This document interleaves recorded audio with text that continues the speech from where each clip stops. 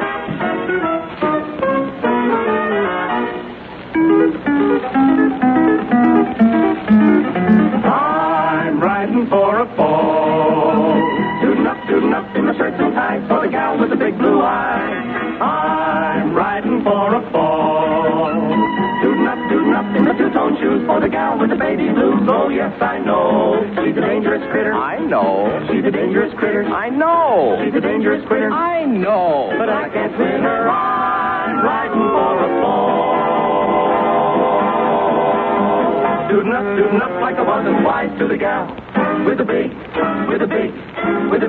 blue.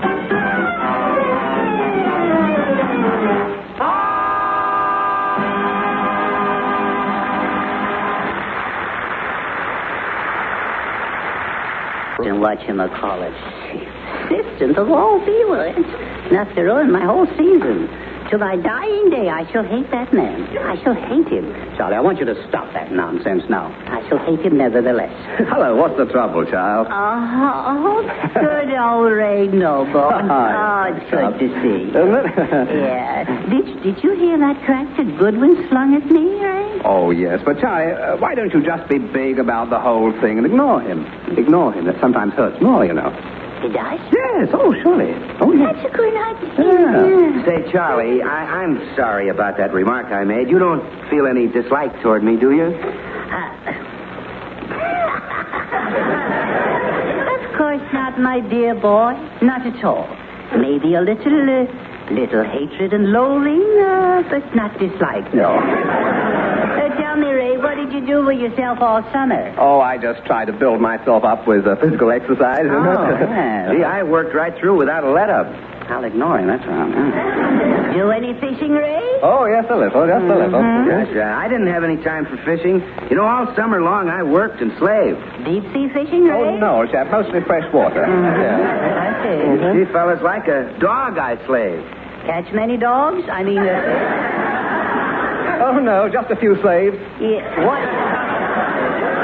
I was so tired. Mr. Goodwin, if you don't mind, Ray and I would like to talk alone. Oh, I see. Yeah. You mean that I should possibly step out? Possibly, yes. Or get knocked out. I have never met such sensitive people. Yes, I'll take it. Now, Ray, to get back to your vacation. Yes? Just what did it include? Oh, I did so many things, old pal. Mm. Yes, I golfed, I cycled, and I tennised. Mad fun, isn't it? Just marvelous. Yes, utterly mad, yes. Well, personally, I baseballed, velocipeded, and tiddlywinked. I suppose you went in for soccer and rugby, Ray? No, as a matter of fact, Edgar, I didn't. But part of the time I played cricket. Oh, cricket? Yes, Rob. You belong to a cricket club? Oh, no, boy, I played alone. Alone? Yes. How can you play cricket alone? Well, it's perfectly simple, my dear old boy. I just get down on my hands and knees and rub my hind legs together. Yeah. Will you get out of here, Ray? I say, it's too bad. You just can't tell a joke around here. Well, you certainly can't, no. Honest to goodness, if it isn't one thing, it's both. You know, Bergen, we never should have come back from Newfoundland. That's what we should have done. Oh, yes. What wonderful memories, though, we have of Newfoundland. Yes. Entertaining those American and Canadian soldiers and sailors who patrol the North Atlantic. Yeah, and how about those guys who fly the bombers? Yes. Yeah. You know how many bombers I counted headed for Europe? Charlie, please. What? Now. That's a military secret. Oh, yes, it is. Oh, Berlin must know about it by now, though.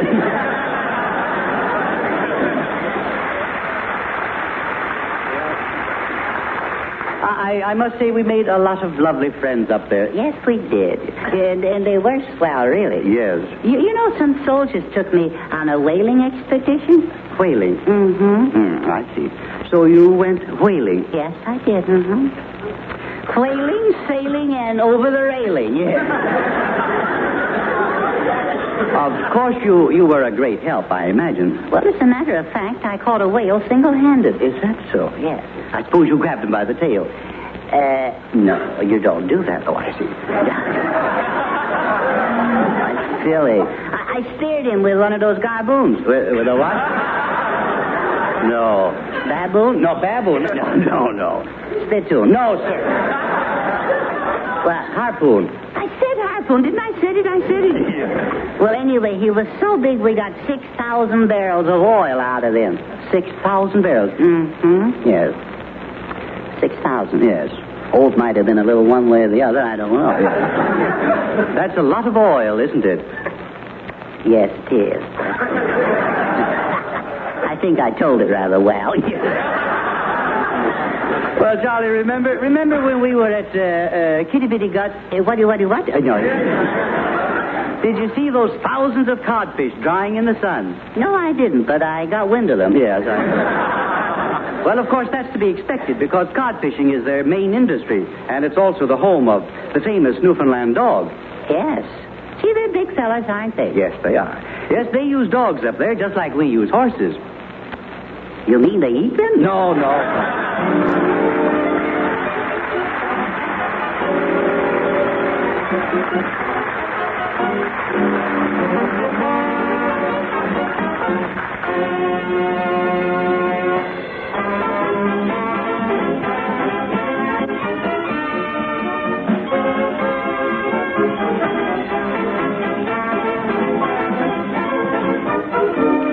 Charlie, I want you to meet two very good friends of mine. They're very famous comedians. Uh-huh. This is William Gaxton. Hello, Mr. Gaxton. Glad to see you, Charlie.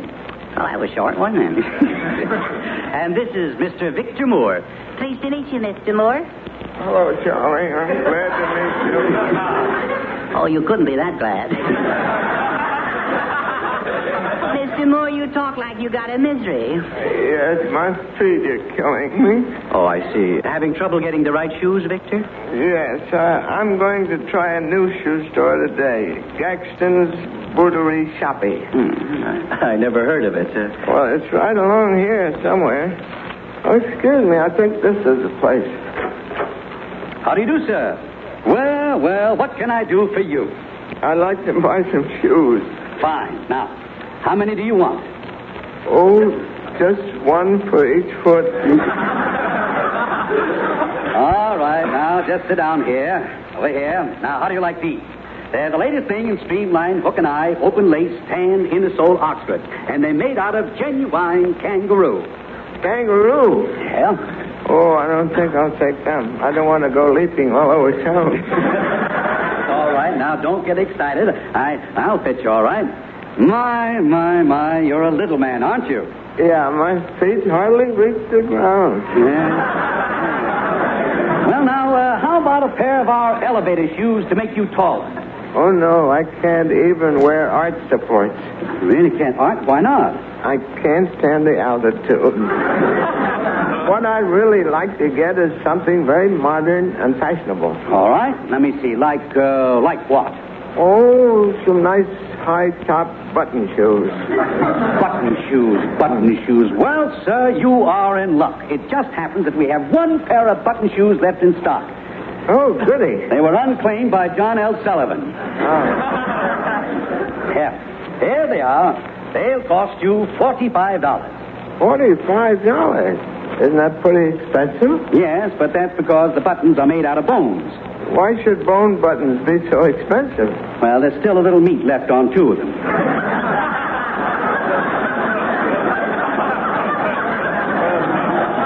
Hey, how about this pair here? They seem nice and roomy.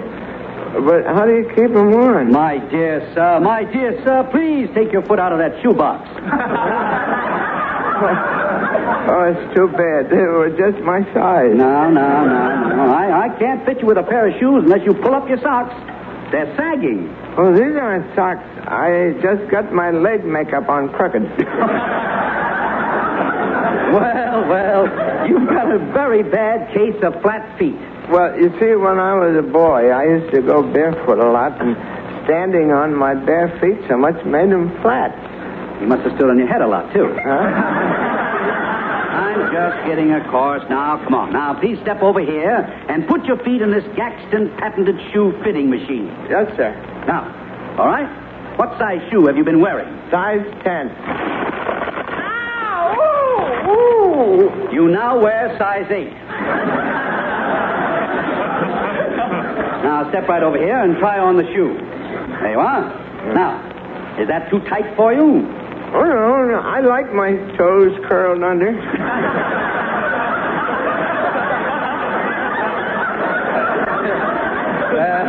I'm sure they'll be comfortable, all right. Say, do you walk a lot? Oh, yes. In fact, I hardly take a step without walking. Well, it looks as though you must do an awful lot of it to develop such a condition like that. I've never seen such bad feet. Well, you see, for years, I was in the service of the post office as a mailman. Neither sleet, nor rain, nor hail, nor slush shall stop us in the performance. Yes, I know. Neither sleet, nor rain, nor hail, nor slush shall stop us. Yes, I know the postal carriers deserve a great deal of credit. Credit? You said it. No matter what happens, that mail goes through. I remember one time when I was delivering a letter, a big ferocious dog came out and tore my pants. Tore your pants? Yes, but do you think that stopped me? No, sir. I finished my route and delivered every bit of that mail. Of course, I got a little sunburn on my afternoon delivery.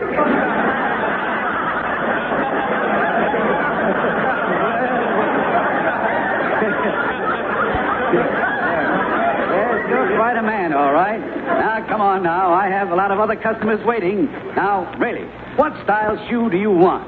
Well, have you got any high-button shoes that are open-toed?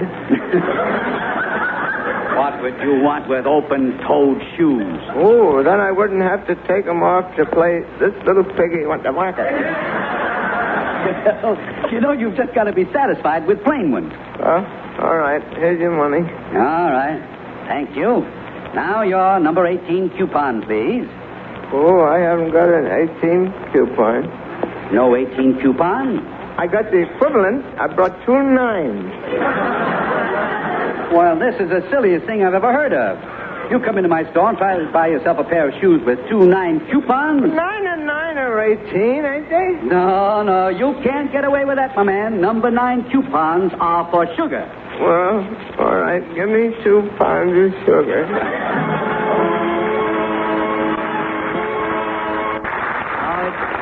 Very nice to hear your voice again, Dale. Why, thank you, Edgar. Say, Charlie and Bill Goodwin didn't hit it off so well together, did they? Yes, I noticed that. Well, Charlie sometimes shows a lack of respect for his elders. I've got a suggestion to make. Why, Jean Arthur. Hello, Edgar.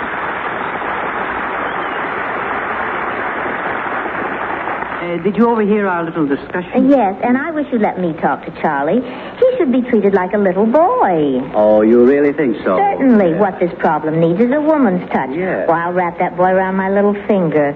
Charlie. Oh, Charlie. Just watch me. Hello, Miss Arthur. My, but we're bright and cheerful this evening, aren't we? Are we? You know, Charlie, I haven't seen you in a long, long time. No. Well, you're lucky to find me still a bachelor.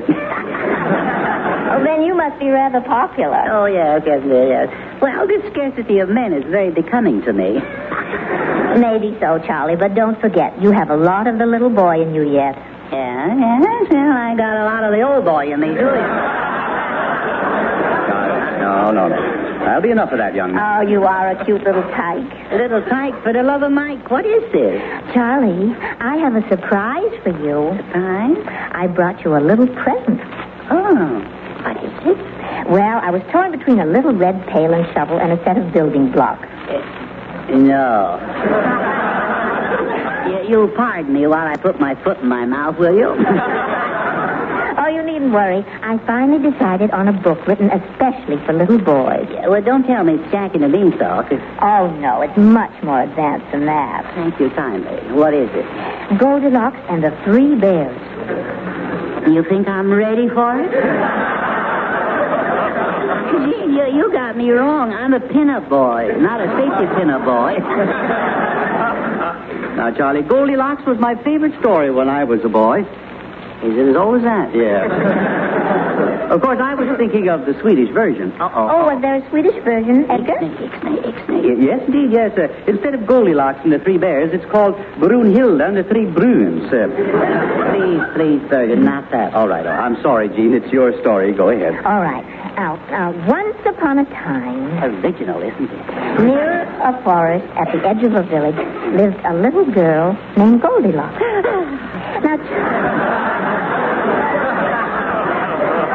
Now, Charlie, why do you suppose they called her Goldilocks? Well, now, let me see. Goldilocks, huh? Could you give me a hint? Oh, think hard. Goldilocks. Locks, Goldilocks. That's a sticker, isn't it? Locks. She worked at Lockheed? Oh, no. Just thought I'd take a flyer at it. I didn't know. Oh, Charlie. They called her Goldilocks because she had long golden hair. No. Was it really golden? Well, maybe it was a little dark at the roots. Oh, yeah. Anyway, there were 3 bears that lived in the woods. The mama bear, the papa bear, And the cannon bear. No. No, the baby bear. So sorry. They all lived together in the middle of a forest in their own little house. The bears own their own house? Yes, they just had a good season in vaudeville. Oh, that explains it. Now, one day, while strolling in the woods, Goldilocks came to the house where the 3 bears lived. So she went up to the door and knocked. Thump, thump, thump. Thump. What was she wearing, brass knuckles? Nobody answered, so Goldilocks went in. I suppose she knocked the door down. No, silly, she picked the lock. Oh, I see. In the living room, she saw 3 chairs. A big chair, a middle-sized chair, and a teensy-weensy chair. Goldilocks sat in the big chair and said, "This chair is much too hard." Is that so? Yes. Well, why don't we get a pillow? There is no pillow. Did you look? Of course no, I just sit in a chair. It was the 3 locks. The what? I mean Goldie Bear. Goldie Bear? Goldie Digger. I don't know what I mean. Why don't you try a Little Red Riding Boots? Yeah. Now, will you stop? You're doing very well, Gene. Very well. So, anyway. Anyhow. Well, finally, she sat down in the teensy-weensy chair and broke it all to pieces. Chunky little rascal, isn't she? Then she went into the kitchen, and what do you suppose she found steaming on the table? Cup of chasing sand, no. 3 bowls of porridge. One was too hot, one was too cold, and one was just right. So she ate it all up. And they had lived happily ever after, the end. No. Will you please finish the story? After that, she went upstairs, and she found 3 beds. One was too hard, one was too soft, and one was just right. So she ate it all up. No. I must say you are the last word, Charlie. Thank you. In bad manners. Oh. Then Goldilocks went sound asleep in the little bed. She was very tired. Yeah. She probably heard this story. No. And now, Charlie, the bears come home and the story gets better. It's a cinch. It can't get any worse. The bears walked in the house and said, Who's been sitting in my chair? Who's been eating in my bed? Who's been sleeping in my porridge? This is the silliest thing I ever heard. Bear sleeping in a porridge. Now, Gene, I don't like to correct you there, but are you sure it was porridge? What do you mean, Edgar? Well, in the Swedish version, I believe the bear said, by Jumpin' Yemeni, who's been eating my smorgasbord? Yes, it is now. I'm sure that's very interesting, Edgar, but let's get back to the story. Must we? Charlie, if you interrupt me once more, I won't finish the story. Don't tempt me. There you go again. I try to be nice and tell you a story, and all you do is make fun of me. Now look what you've done, Charlie. Oh, please, Miss Arthur, don't cry like that. I'll cry anywhere I like. Yeah, now you see, well, I take it all back. It's the nicest story I ever heard. Oh, holy gee, don't open that up. I believe I know a way to cheer us all up. Well, I'll tell you the Swedish version of the story. En gång det var en bro. Och lite släckare, ja.